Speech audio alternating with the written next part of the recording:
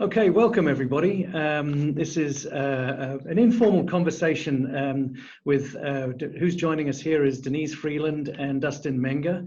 And today we're going to talk about the GeoConvention, the 2020 GeoConvention here in Calgary that has obviously been affected by the COVID pandemic. And for the first time in its history, as far as I know, this is a convention that's going to be done virtually. So what does that mean for the delegates and exhibitors alike? And that's why we've asked Dustin, who's from the CSEG, to join us today. But let's start off with doing a couple of introductions. Denise, do you want to introduce yourself?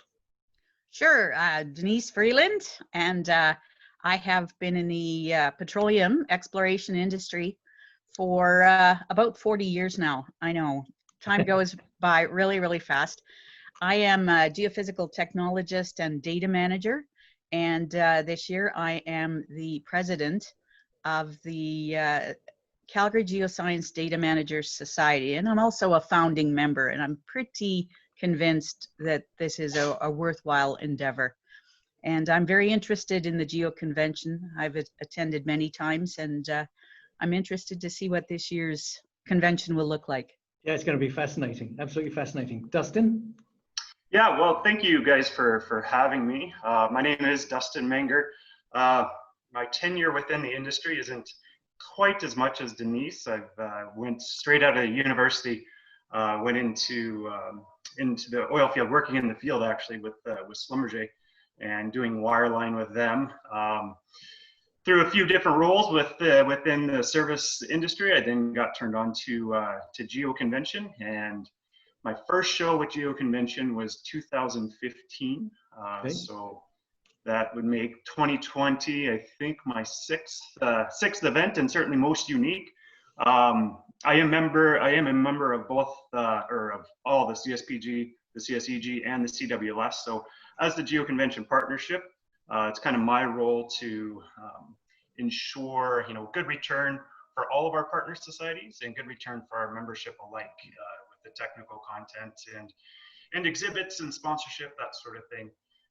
Certainly working with an amazing committee again this year. I've been very, very fortunate every year to have a fantastic committee. And this year is no different. They've rolled with every punch that's been thrown at them, and it's been tough, but a lot of fun along the way. Yeah, no doubt. I mean, a real challenge this year, right? So before we get into this, my name is Jonathan Banyard. I'm Vice President Sales at Virtuseis. It's a new company, and it's the company that owns Size Info, which is the data cataloging and data management application software that many of you know. So with that being said, Dustin, why don't you give us a little bit of color on the choices that you and the committee have had to make for a virtual GeoConvention, which I'm absolutely fascinated to see how it pans out and attend and to learn, how we navigate around this brave new world that we find ourselves. Absolutely. Yeah, as I mentioned, it has been a bit of a tricky roller coaster ride trying to navigate the pandemic and the restrictions that are around gatherings and that sort of thing. So back in March, it became abundantly clear that hosting in person just wasn't going to happen. There was not going to be an opportunity to gather 3,500 professionals and students all together within the convention center. So we had to pivot into a platform that would allow us to still connect everyone, to still host the technical content that our authors, our presenters have already prepared, and to return to the geoscience community. There was never really any talk of canceling. We really wanted to ensure that everyone had the opportunity to learn from one another. And so we pushed forward and evaluated tons of different platforms. And yeah, I think that we have a good one here, and really looking forward to what we're able to host here in September. Okay, cool. So Denise, I know you've got some questions for Dustin here. Why don't we launch you? Okay, thank you. Well, I think the first question I have is, of the potential 3,500 that you've had in previous years, how many attendees are you expecting so far for this year? Sure. Yeah, that's a really good question. 2020, so every 10 years, we have a special kind of collaboration where we integrate not only the CSPG, the CSEG, and the CWS, but we bring in the Geological Association of Canada, the Mineralogical Association of Canada, as well as the International Association of Hydrogeologists, Canadian National Chapter. So 2020 was set to be our big event, where we're integrating just tons and tons of different diverse content from some other affiliate societies. So with that, with the content that they're bringing to the table, their membership, and really the diversity that we're hosting, we truly hope to, still maintain that 3,500 target. Additionally, with the virtual platform, the reach is much greater than we've ever had before. There's no, there's no travel restrictions. There's no cost of getting hotels and getting on a plane. So anyone can enjoy a virtual GeoConvention from the comfort of their home or office, or even at the cabin in the woods. Yes. Well, that's a good thing. Yeah, it may result in a greater attendance, actually. I mean, that's a possibility, right? I mean, the ease of access and broadening of access, it could mean that, we've got a broader audience. Absolutely. Yeah, I certainly hope so. And we've learned from a lot of other events that have gone virtual, and that's what they're seeing is the fact that they have a larger footprint helps them attract a larger audience. Okay, and I'm hopeful that there are other companies like ours, that are going to do things like this where you can share content and so on and so forth. So all of a sudden we've got a situation where, the net is cast much further than we could have possibly imagined as little as a year ago. Absolutely. Yeah, you're absolutely right. Yeah, fascinating. What does it mean so we're an exhibitor, what does it mean for us? Is there content that we should prepare? I would imagine there is. And, what form do you want that content? What form is that content preferred? And, is it going to be stuff like this that we can post on our website and LinkedIn and so on and so forth? What does that look like? Absolutely. So, obviously this is new for most of us. So we're truly hoping that exhibitors, attendees, sponsors, that they try new things, that they really embrace the opportunity that this virtual platform presents. So for exhibitors, one of the biggest things when we're evaluating the different platforms was that exhibitor return. We have been very fortunate to have a very loyal exhibitor base who is with us year after year. We're actually growing that base. So we wanted to ensure that they had good return. They've stuck with us, they've partnered with us, and we want to be sure that they get good return from doing so. So through the virtual platform, exhibitors will of course be able to have all the branding, just like they would at their physical booth. They're also able to host any collateral. So at a physical booth, you'd have handouts, perhaps. These will be digital handouts that you're able to present. There is the ability to host videos. So I'm thinking, if an exhibitor would really want to embrace this, they can host different webinars throughout the course of the conference. So if they prepare, 20 minutes of some material that they'd like to share with attendees, they can host that. They can swap out the links, so only the webinars that they want to be live at any given time are live. There's also pretty robust analytics behind the scenes, where an exhibitor can see who's attending their booth, how they're interacting with the booth. And there's also an upgrade option where an exhibitor can host live webinars, such that they get into a room with, with 20 different people or so, and are able to have an interactive session. So almost like a live podcast. Yeah, there you go. Yeah. So and you can picture, a presentation in the background with your presenter. So really trying to do our best to duplicate what an in-person conference could look like, plus some added, advantages of being able to track individuals or not track them, but rather see who's coming and who's interested. So there's better return for our exhibitors. Well, very cool. Very cool. So if I can interject here, what platform did you choose, and what made those qualities sort of make it stand out to you? Sure. That was one of the biggest in longest processes that we've gone through thus far in kind of building everything out, was that evaluation stage. In total, we evaluated probably about a dozen different platforms in total. And the reason that we did it is, again, because it's all new. We wanted to truly understand what we're getting into and understand what the capabilities could potentially look like. So as we went through the evaluation process, one of the biggest things that we looked at was just ease of use.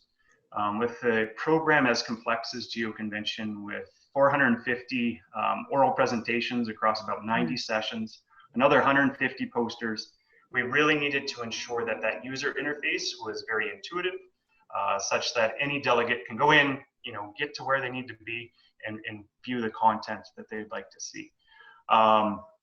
So that was one of the biggest things. The other one, as we talked about before, was that exhibitor and sponsor return. Just really, trying to give back as much as we can to the exhibitors and sponsors who have been with us for so long. So that was another big piece. And then finally was the networking. Initially when we went into this, we didn't think that networking was actually going to be something that we could host. But the reality is that at the end of the day, there are networking opportunities that we can integrate into the platform. And so that became a big focus of ours as well, is again, to try to just replicate what an in-person conference could look like, in the comfort of your own home. Yeah, networking has become BYOB. That's right. Yeah, you're right about that. So what platform actually is it? So it's a Canadian-based company called Feedloop. So again, yeah, we chatted with lots of Canadian-based ones, several in the US and a couple worldwide ones. And Feedloop seemed to check the boxes, and really do a good job in bringing the big three criteria together for us. Thank you. Thank you. Very cool. Yeah. Okay. All right, Denise. Yes. Carry on. Well, I think one of the questions that I have with this platform and stuff, are all the talks pre-recorded or are they live? And will they be available, say, going 3 months from now, I want to go back as a delegate and look at these things? Sure. Yeah, so just again, based on the complexity of the program, we do have the vast majority of our content being pre-recorded. There's been discussion of hosting it all live, and session chairs have their own individual Zoom sessions going, and presenters are dialing in real time to present. But to hold to a schedule and to minimize the risk of any IT failure, we did elect to have the majority of the program live. With that said, we are targeting to have 1 or 2 sessions per day that are live. Yeah, so the majority is pre-recorded. 1 or 2 sessions per day that are live. Again, just to kind of diversify the mix a bit in the presentation style. So even though our content is pre-recorded for the most part, there is what we call, it's kind of a mock live event, such that the talks are being presented, but over in the right-hand side, the right-hand pane, attendees are able to ask questions of the presenters. So a presenter will be asked to be online during their talk and answer the questions that are kind of going in through that feed. That's a great idea. So we're hopeful that this allows for that kind of connectivity and that interaction that we would have in an in-person conference. We're looking at other opportunities to try to integrate a bit more video, but for now, that's kind of our baseline that we're working with. So largely pre-recorded, a couple live sessions, and the pre-recorded content, there are selected presentations that will be available after the conference. Right now, the plan was just to host them just for the week. So you're kind of at the live geo or mock live GeoConvention, the Monday, Tuesday, Wednesday, and then go to completely on demand for Thursday, Friday. With that said, as you mentioned, there has been talk of extending that out 3 months, maybe take it to the end of the year. So we're having active conversations within the board and the committee on how to best do that and kind of what the right time frame to host this content is. Right, great idea. Great. Yeah, I would think that would be really valuable for me, because one of the big things is when I go to the convention in person is I can only attend one talk at a time, and they all run simultaneously. And so sometimes I miss some talks that I'd really like to see. Yeah. So this would be a good opportunity for that. Yeah, for sure. And again, you know, as we talk about embracing the technology, that's one of the biggest benefits is being able to see everything that you want to see. You know, with the quantity of sessions that we have, we'll have up to 16 different presentations happening at the same time. So Right. it's a big program, and yeah, we certainly want to make the talks available to folks to go in and view, you know, to make sure they don't miss a thing.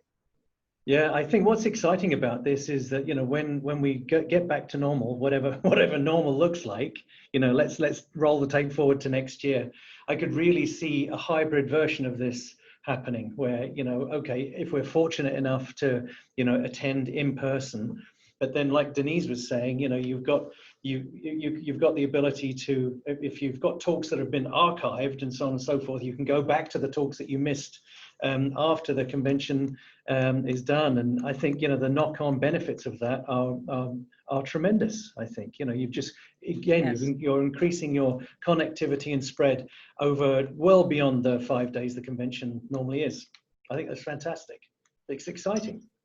Yeah, absolutely. You know, as long as our exhibitors continue to get good return, our sponsors get good return, and our delegates have a good experience, yeah, a hybrid event, I think, is just kind of a logical step in the progression of the conferences. Yeah.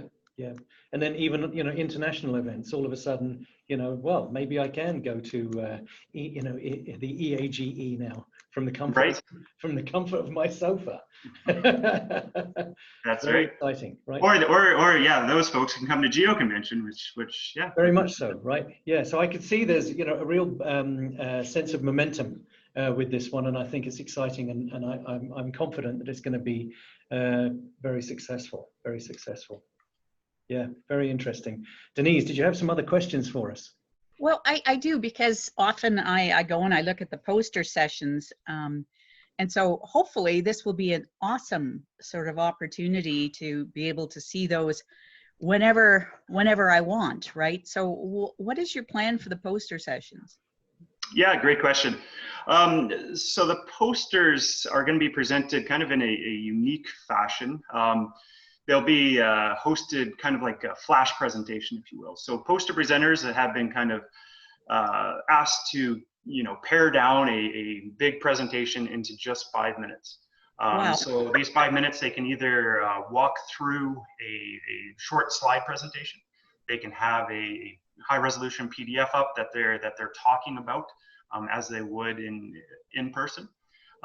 We've also had, we're getting some video recordings already.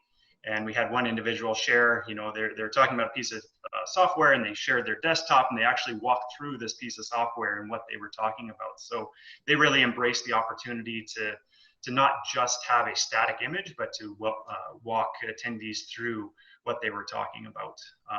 So again, much like the oral program, the posters will just be a fast version of it. And really looking forward to what our 150 poster presenters have for us. Wow, 150, that's pretty good. I remember last year, a former colleague of mine, Dr. Chris Harrison, he had a great poster and had some elements to it that were virtual reality, where, you know, with through an application on your phone. And if we've got high-res PDFs to work with, I'm sure that could be done again. You know, fascinating. Really fascinating. Yeah, for sure. But yeah, just speaking of Chris, he's been he's on our committee. Yeah, and he's been fantastic for us, developing content, and yeah, he's a real a real good piece of the virtual puzzle. Sure. Yeah. Yeah. All to be expected. He's very good at that. Very good. Okay. Cool. Denise, over to you. Well, I have a question about how did you come up with the fee structure for this year's convention? So obviously in previous years you've had something to go by, but this year it's a little bit different. And so what how did you come up with that? The fee structure?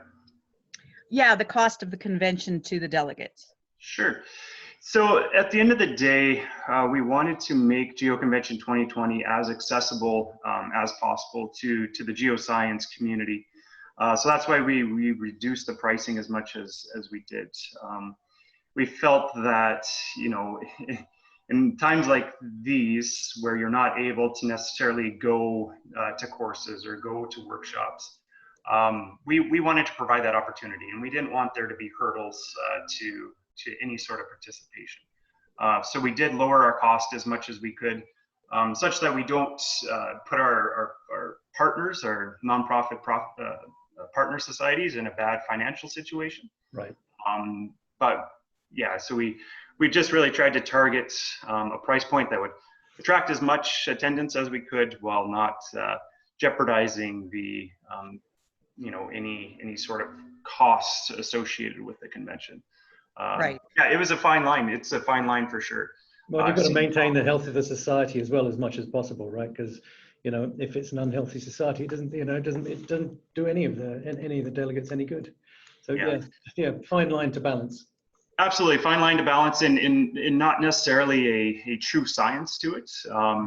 There's been conferences that are a bit less than ours. There's been conferences that are multiples more than GeoConvention. So it was tough to kind of pin that down. But at the end of the day, I think that we have a good price point, just in feedback that we've received from delegates that they're appreciative of what we're able to do here. Well, Excellent. Excellent. Good. Yeah. Okay. All right. Well, look, if you have a couple more questions, or we're running up to about 20 minutes here, and I want to make this sort of accessible for everybody. But if you do, we can wrap this up, or if you want to have a couple more questions, we can carry on. Well, I have just one other question, and that is, how can, say, the CGDMS, the Calgary Geoscience Data Managers, how can we help promote this out there? What can we do to help? Yeah, no, I appreciate that for sure. At this point, one of the biggest things that we're targeting is really just attendance, simply that. Just getting word out, sharing it with your colleagues and your friends that GeoConvention 2020 is a go, and it's going to be, 2020, this event here is the largest that we've hosted in at least the last decade in terms of content. The pricing is low. There's networking events. We're looking at hosting even some kind of team building type networking events where there's competitions amongst teams. So it's going to be a very dynamic, very fun experience for attendees, where they're able to still get all that knowledge sharing and interaction that they would from a physical conference at a fraction of the price. So really it's getting word out that this is going to be an awesome event, and that our presenters have done a fantastic job in creating their content. Our committee has done a fantastic job in pulling this all together.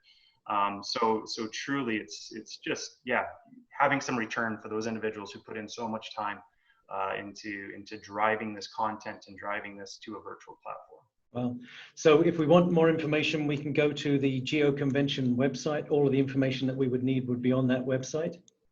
Yeah, absolutely. We also are pretty heavy on the social media posts. All the pertinent stuff is communicated there as well. Again, Chris Harrison is a key with that. So yeah, it's all there, and I do encourage folks to go on. The technical program is now live. The abstracts are now linked. Okay. So I do encourage you to go online and have a look at all the cool things that we're hosting. So if I just Googled GeoConvention 2020, that'll get me there? That will get you there. Fantastic. I can tell you that I'll be sharing it on my LinkedIn network. I know you guys will as well, this video that we've made today. And I'll be posting it as content on our Virtuseis corporate pages, and we'll help get the word out there. So how about we wrap this up? I'd like to thank you both for joining me today. And yeah, let's hope we see each other at the do. It'll be great. Sounds really good. Thank you so much for the opportunity. All right. Thank you, guys. Thanks, everybody. Thank you so much. Stay safe. You too. You too. Bye-bye.